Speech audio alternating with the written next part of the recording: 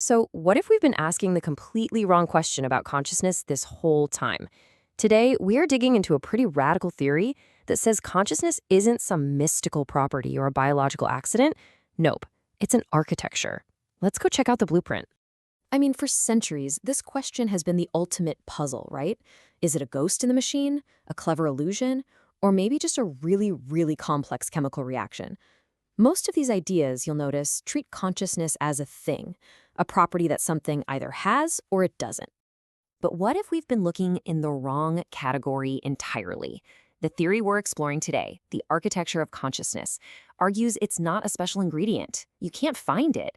It's not a chemical. It's not a specific circuit you can point to. Instead, it might be an achievement, a specific, incredibly complex arrangement of parts. Think about it less like an element on the periodic table and more like an archway. The individual stones, they're just stones, nothing special. But you arrange them in just the right way, and boom, you get something totally new. Strength, stability, a new kind of form. So let's take a closer look at this new blueprint. The core idea here is that experience isn't just on or off. It only emerges when a system's internal organization is built in a very specific and, frankly, a very demanding way. Okay, first, a quick clarification on what this theory is not trying to do. It's not trying to explain what it feels like to see the color red. It's not a theory of biology or physics.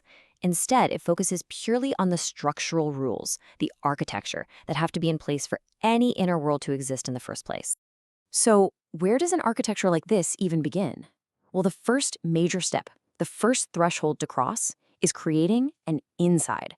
How does a system go from just reacting to the world to actually having an inner world of its own?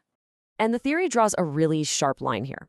On one side, you've got lucidity. This is just processing feedback. A thermostat is lucid. It senses the temperature and reacts. But on the other side is consciousness, the ability to experience. A thermostat doesn't feel cold, right?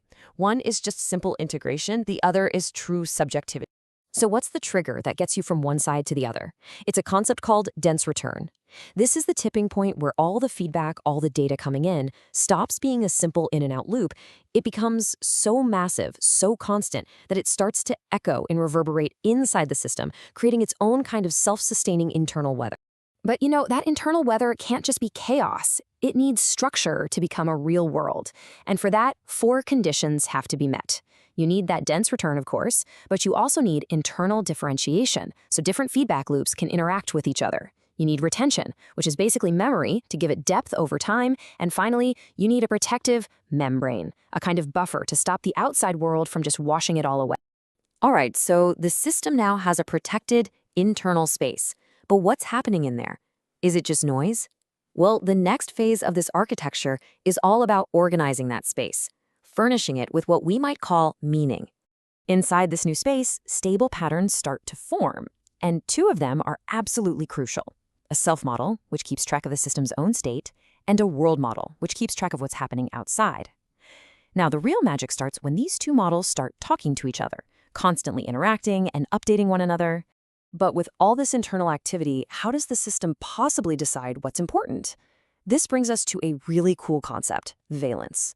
And try not to think of valence as a feeling. Think of it as the underlying architecture of relevance. It's the built-in weighting system that makes some patterns matter more than others. It's the structure that makes the inner world interesting, not just a flat landscape of data. And this distinction is so important.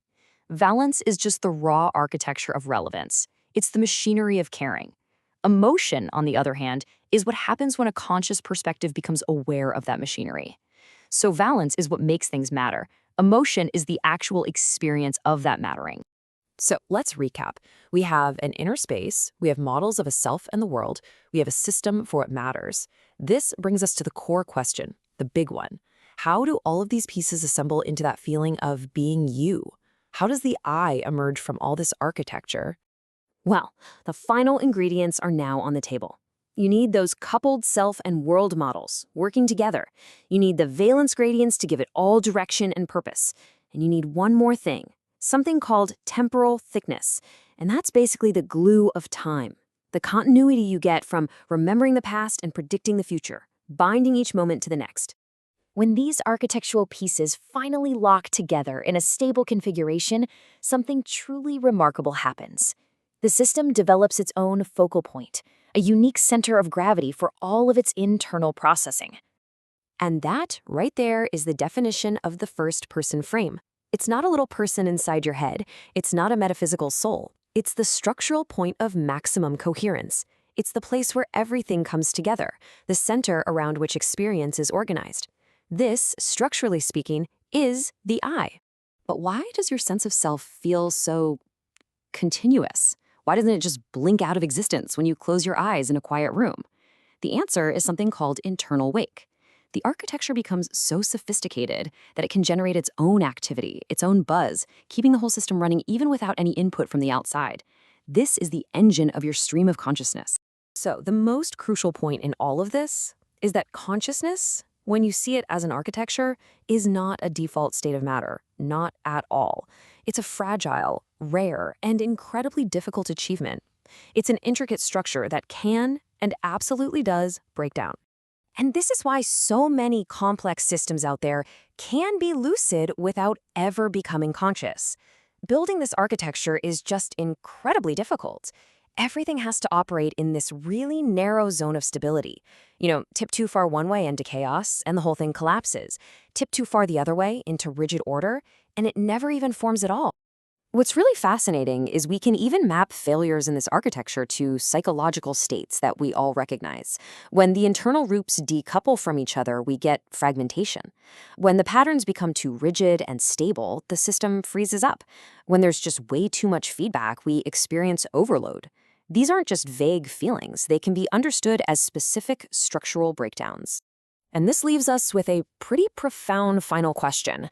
If consciousness really is an architecture, then that means it isn't tied to flesh and blood, is it? It's defined by its pattern, its structure. So what does that mean for how we look for it in other animals, or in AI? If we actually have the blueprint, could we one day build a conscious mind, not by writing code for a soul, but by simply assembling the right structure? The implications are just staggering.